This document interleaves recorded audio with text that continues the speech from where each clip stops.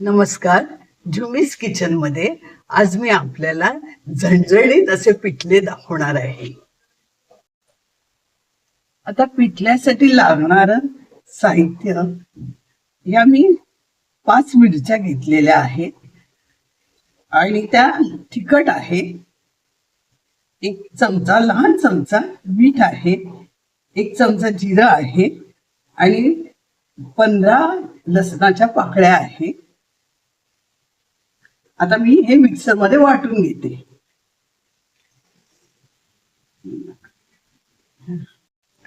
आता मिरच्या, लसूण, मीठ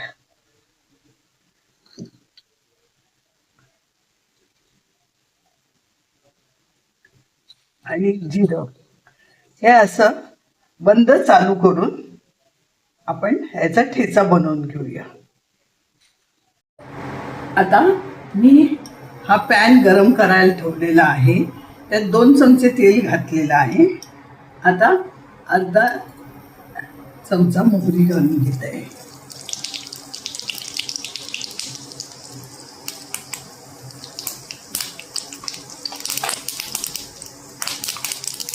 आता मोहरी अशी चांगली तडतडायला लागली पाहिजे.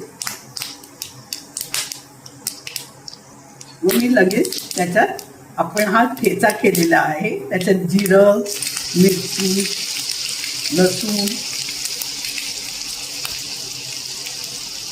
आणि मीठ हे जरा आता परतून घ्यायचं. याची चव जरा वेगळी येते असं घातल्यावर, त्याचा असा खमंग वास सुटतो.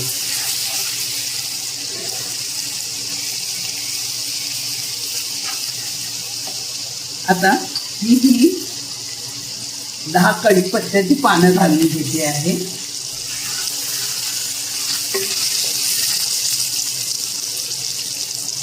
आता त्याच्यात हिंग घालून घेत आहे, अर्धा चमचा हिंग.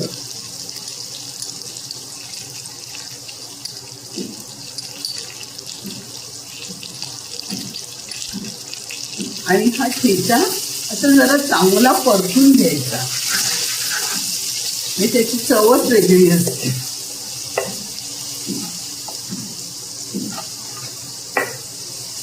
आता आपण ह्याच्यात कांदा घालून घेऊया.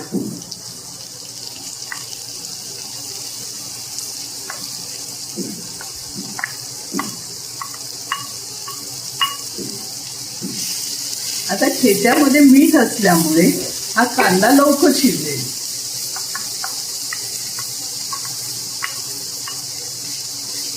आता आपण हळद अर्धा चमचा घालून घेऊया. हळद नंतर घातली, कारण काही वेळेस हळद एखाद्या वेळेस करपण्याची भीती असते. आता आपण हे असं चांगलं परतून घेऊया. आता मी पिठल्यासाठी पीठ घेत आहे. चण्याच्या डाळीचं पीठ आहे. आता ह्याच्यात आपण पाणी घालून घेऊया.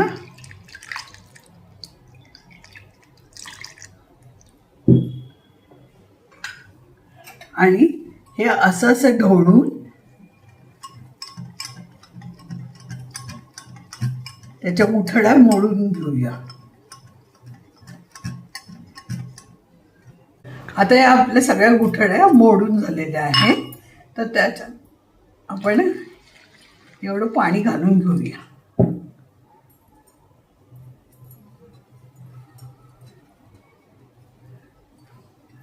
आता हे जरा बाजूला ठेवते. मी ह्याच्यात जे कांदे घेतले आहेत ते 2 मोठे आकाराचे आहे, ते बारीक चिरून घेतलेले आहे. आता थोडस पाणी घालून आपण जरा कांदा शिजवून घेऊया.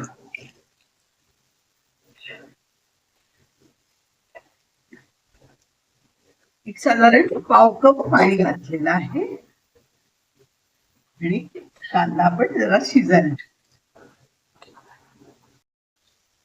आपण हे झाकण काढून घेऊया. कांदा चांगला शिजला आहे. आता या पिठात मी पाणी घालून घेतलं आहे. हे आपण ढवळत राहायचं, म्हणजे हळूहळू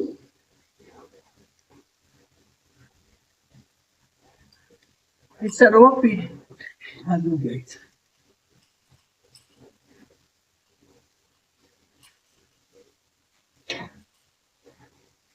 आणि हे असं ढवळत राहायचं हळूहळू, त्याला घट्टपणा येईल.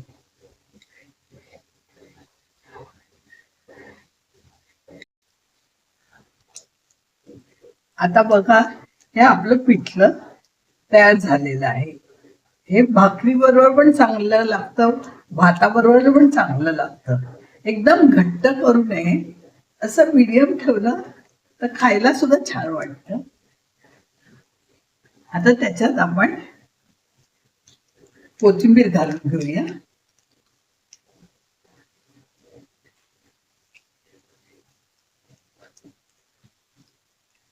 आणि हा अर्ध्या लिंबाचा रस घालते आहे.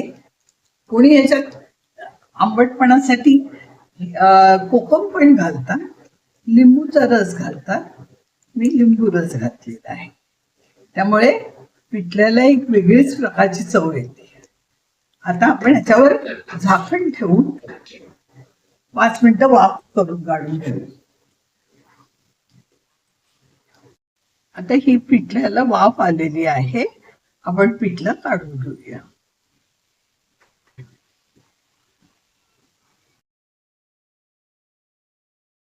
आता ही आमची गावाकडची थाळी तयार झालेली आहे. हे पिठलं आहे, त्याच्यावर आम्ही तूप घालून घेतो, म्हणजे छान लागतं. भाकरीवर या ज्वारीच्या भाकऱ्या आहेत, त्याच्यावर पण जरा थोडं तूप घालून घ्यावं. कांदा आहे, मिरची आहे, मिरचीचा ठेचा आहे आणि शेंगदाणे तळलेले आहे. तुम्हाला जर माझी रेसिपी आवडली असेल तर मला सबस्क्राईब करा, बेल आयकॉन बटन क्लिक करा, म्हणजे माझे पुढील व्हिडिओ तुम्हाला बघायला मिळतील. तुम्ही माझा व्हिडिओ बघितल्याबद्दल धन्यवाद.